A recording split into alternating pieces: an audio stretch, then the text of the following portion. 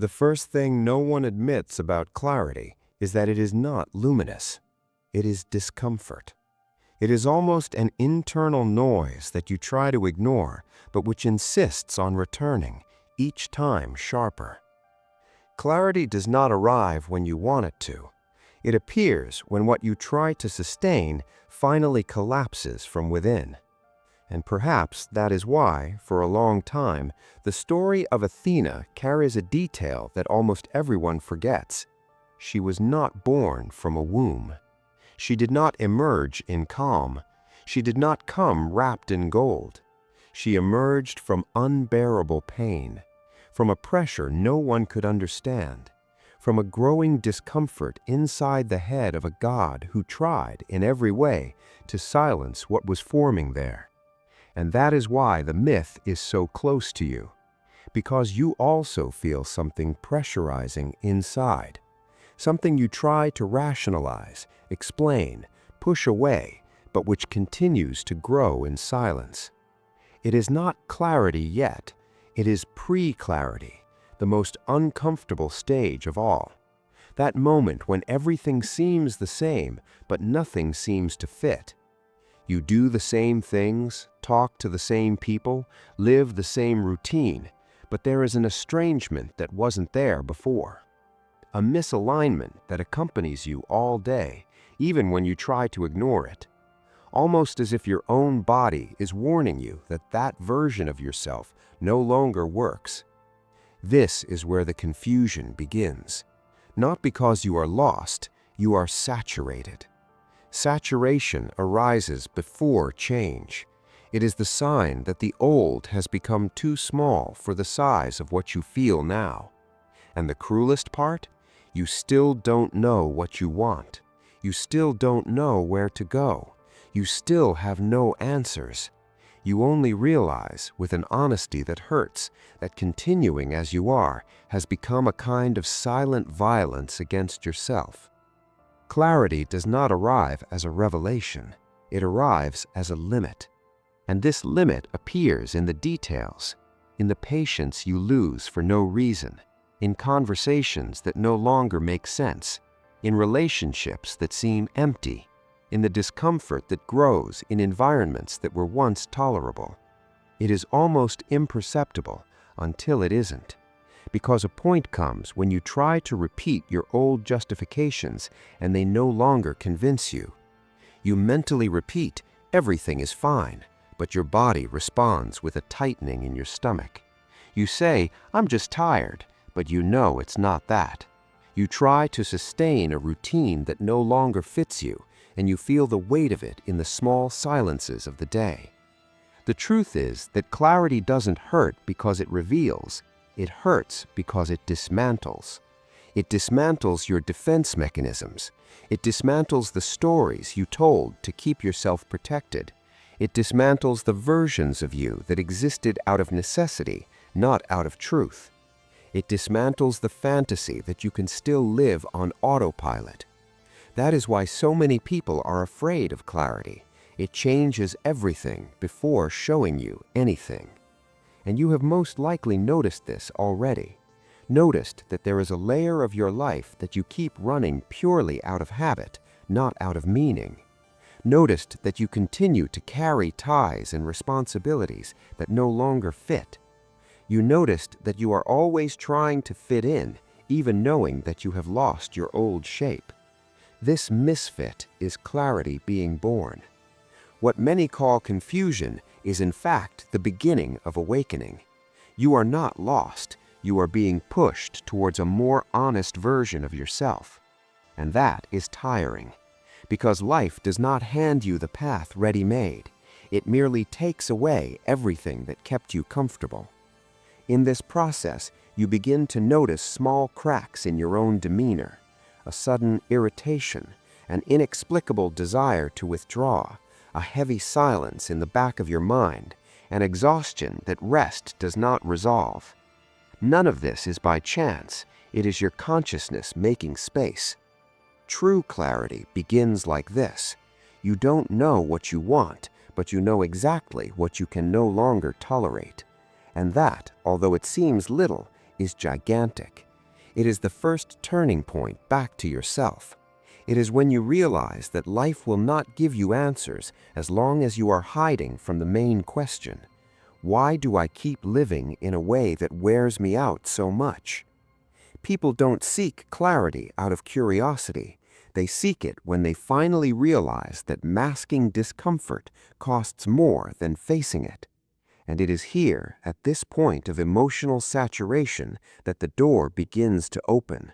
Not entirely, but a crack wide enough for you to realize that perhaps you have lived too long in survival mode, too long without listening to yourself, too long trying to please, maintain, sustain, control.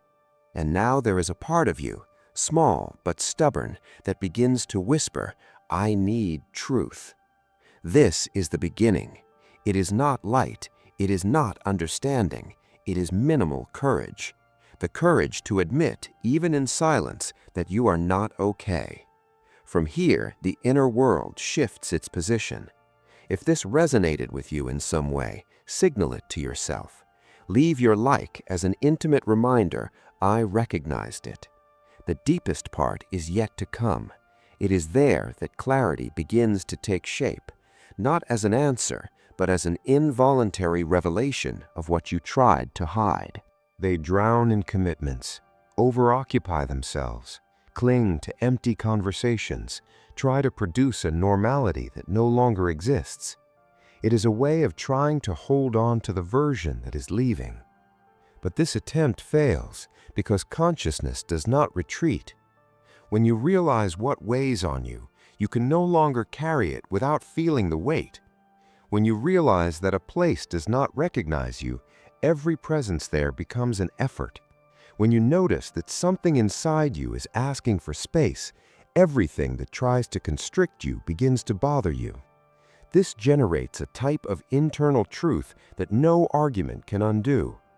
Even if you try to rationalize, justify, minimize, the body knows. And the body warns before the mind accepts. You begin to have small, fragmented certainties. They are not answers, but perceptions. Perceptions that appear as instincts, as impulses, as an insistent intuition saying that the old path has run its course. It's almost like a compass that has started working again, even if you don't know where it points. You feel it in your skin. Most people reach this exact point without being able to name it. They say they are tired, but it is not tiredness. They say they are unfocused, but it is not lack of focus. They say they are confused, but in reality, they are awakening. Confusion is just the name we give to the beginning of lucidity. And that's when you start to understand that clarity is not about seeing everything. It's about stopping betraying yourself. Relief does not come from having answers. Relief comes from admitting that some old answers no longer serve. The usefulness of this process is profound. You begin to distinguish what sustains you from what drains you. You begin to realize that certain relationships demand a version of you that no longer exists. You begin to naturally distance yourself from situations that require your self-censorship. You begin to notice that places you once tolerated now drain you in a few minutes. You begin to find behaviors you easily repeated strange. This is not change, it is revelation. It is life telling you, you have grown, now align yourself. And without realizing it, you reorganize your inner world. Not with big decisions, with micro movements. A boundary set there, a silent refusal here. A disinterest that appears for no reason, a distance that arises naturally, an honesty that leaks even when you try to hide it. This is how clarity is built, not as an epiphany, but as a refinement. And as this refinement happens, something important begins to emerge, a feeling that you can no longer treat yourself as you did before, that continuing to neglect yourself is no longer an option, that continuing to adapt to everything costs you too much, that carrying what weighs on you has become an absurd price. This awareness, even small, changes your posture. And when your posture changes, everything around you begins to adjust. From this point on, something interesting begins to happen inside you. You start to notice details you previously ignored, as if your perception had gained sudden sharpness. Common conversations begin to reveal hidden intentions. Casual comments carry weights you didn't feel before. Small attitudes show who is with you and who is just taking up space beside you. And this new sensitivity is a little frightening, not because it shows something new, but because it forces you to see what has always been there and what you did everything to avoid seeing. Clarity works like this. It does not create new truths, it exposes the old ones. It is at this moment that the world around you seems to gain a different outline.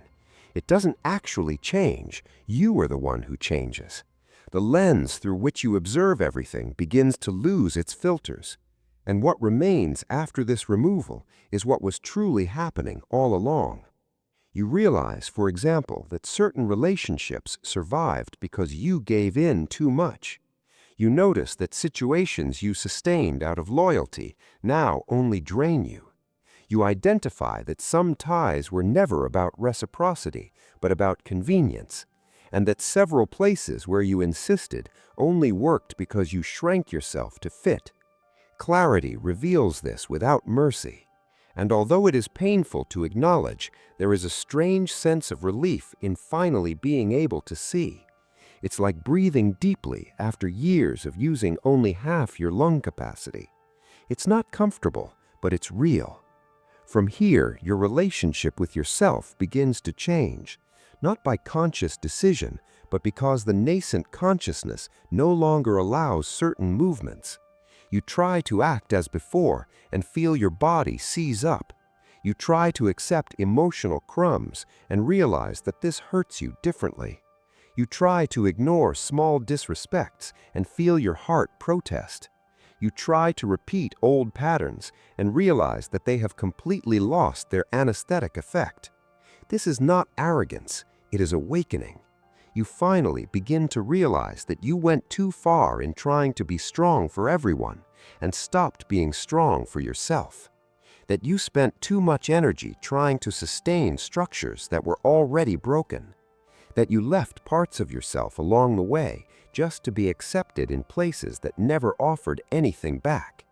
That you endured more than anyone should endure simply because you didn't know you could choose another path. And when this awareness appears, an inevitable thing happens. Guilt arises. Not common guilt, but that silent guilt you feel for having allowed so much. But this guilt doesn't last long. It transforms. It turns into responsibility. And responsibility turns into strength. Clarity does not arrive to punish. It arrives to position. It shows you where you got lost, not to humiliate you, so you know which direction you can no longer follow. And this is where one of the deepest parts of this process comes in. Clarity returns to you what you abandoned to survive. Your needs, your emotions, your boundaries, your dignity, your truth. Everything you put on the back burner to keep life stumbling along returns to the center. And embracing this is transformative, but also frightening, because admitting your needs means recognizing that you were neglecting vital parts of yourself. And recognizing this hurts. But this kind of pain heals. It's the kind of pain that clears the way. It is here that you realize that clarity was never about seeing the world. It was about seeing yourself without the distortions that protected you for so many years. And when this vision arrives, it brings a silent, inevitable question, direct as a blow. Now that you see, what will you do with it? It is this question that separates those who awaken from those who go back to sleep. Clarity without movement turns into suffering, but clarity with action turns into liberation. And you are at this exact threshold, between continuing to live in a version that hurts or honoring the vision that has pierced you. It is not time for big decisions. It is time for internal precision, for small attitudes that affirm, I will no longer abandon myself. At this moment, a profound transformation begins to happen without you forcing anything. What once seemed diffuse now gains contour. No miraculous plan emerges, nor a sudden enlightenment, just a sharper perception of yourself. Each day you notice that your choices are moving in another direction, as if an internal compass had started working again. Certain situations that once trapped you begin to lose importance. You realize that your energy is directed towards more honest paths, where it is not necessary to diminish yourself to be accepted. Without drama, without explanation, without declarations, just an internal movement saying, enough. And from this point on, nothing remains the same. Relationships undergo a silent triage. Someone who once took up too much space loses influence. Conversations that consumed you no longer have access to your time. Interactions based on demands lose strength, and ties that do not respect your essence begin to unravel almost effortlessly. At the same time, people who treat you with truth gain more presence. You notice who listens to you with no rush, who respects you in the details, who understands your silence and doesn't demand explanations for your occasional distance. These connections become clearer, not because they became better, but because your gaze became more discerning. This is how clarity acts, not by transforming the world, but by refining your way of seeing it. The impact of this also appears in how you deal with daily life. Tasks that were once heavy reorganize themselves. Responsibilities that suffocated you begin to be distributed more evenly.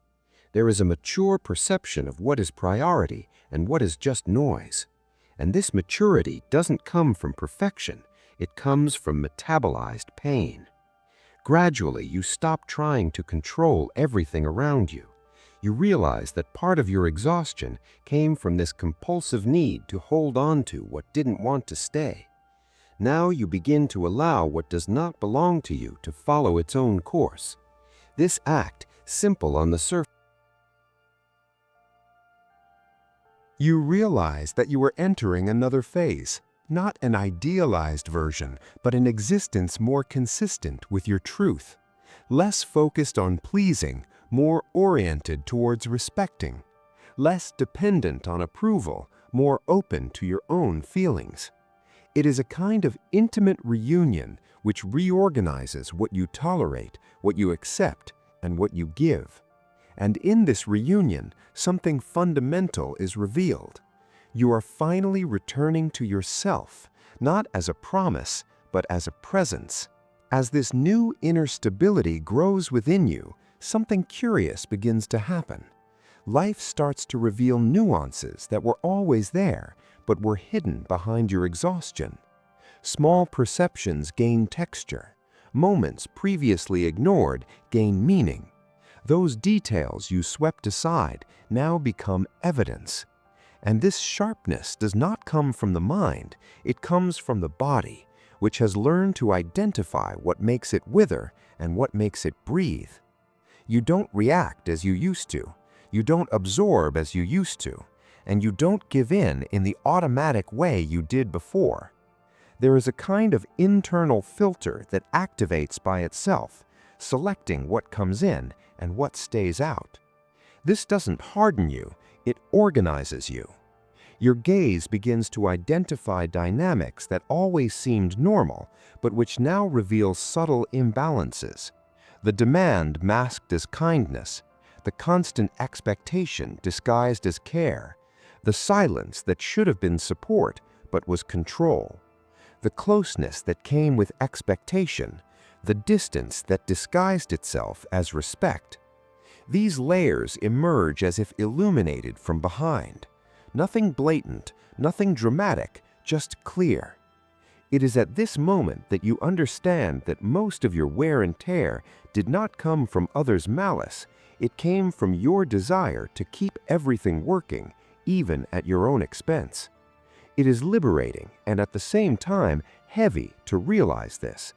But the weight does not bring you down this time, it positions you.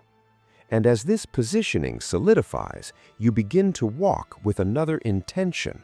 Your steps have direction. Your silence has function. Your refusal has firmness. Your presence has limits. None of these things existed with such force before, and this does not make you cold, just conscious. This consciousness alters your energy so profoundly that some ties begin to reconfigure naturally. Some people draw closer as if they had always waited for this version of you. Others move away because they can no longer benefit from your old, unrestricted availability. And some remain but change their posture because they realize that the ground they walk on now has a different structure. Clarity redesigns your circles without you needing to make an effort. It is in this internal scenario that a new type of courage appears, a courage that doesn't vibrate, doesn't show off, doesn't seduce. It is silent, but it is firm. It is a courage born from the understanding that living hidden from oneself is more painful than facing any truth. And this changes the way you deal with relationships, with desires, with choices, and even with fears. Because the fear that dominated you before no longer has the same space. Before, it paralyzed you due to lack of vision.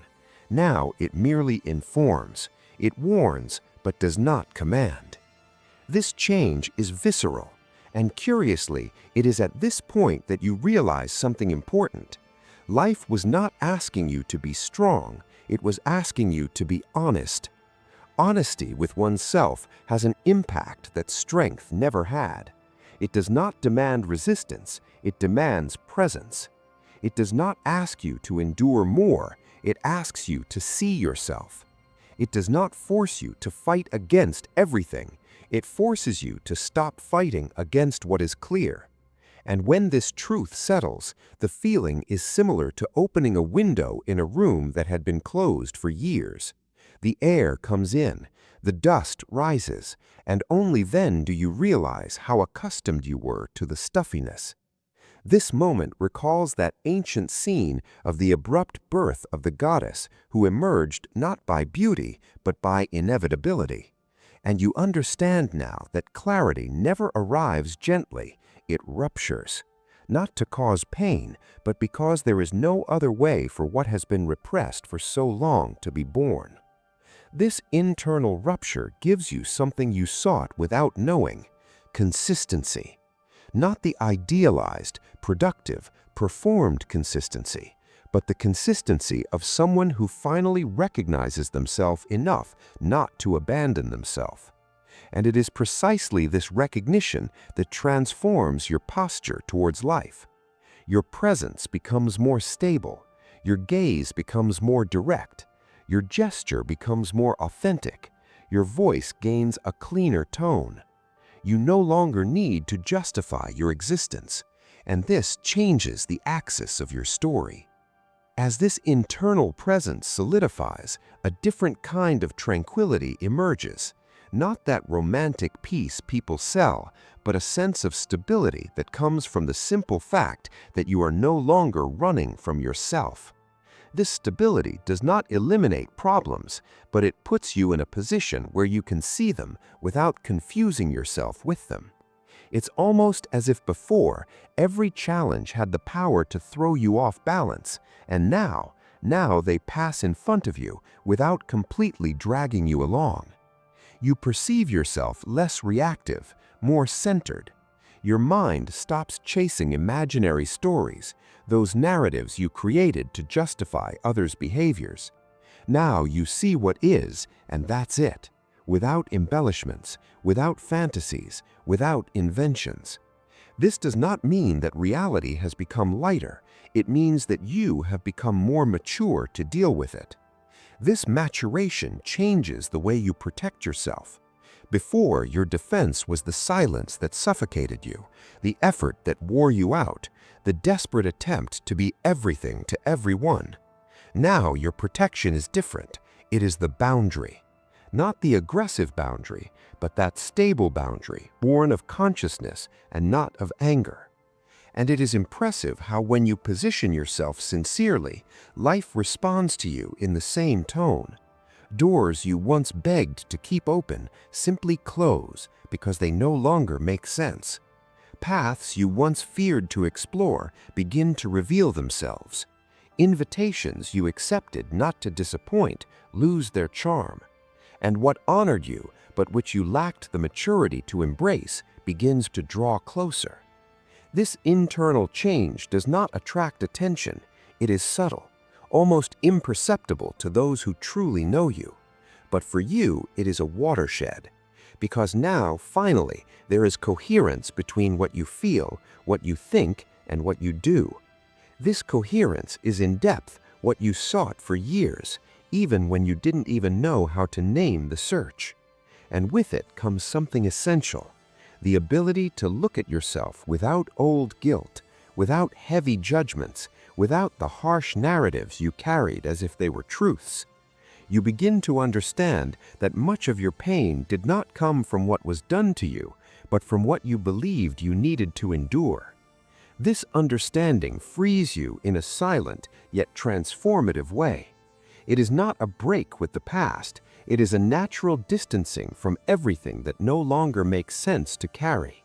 It is a new way of walking, a lighter walk, firmer, more your own. It's as if something inside had finally understood that insisting on what hurts you is the same as negotiating your own life. And for some reason, this understanding seems obvious to you now, when for years it was almost impossible to see. This change reflects even in your silences. Before, you were silent out of fear of conflict. Now you are silent because you understand that not everything deserves your energy. Before, you spoke to be accepted.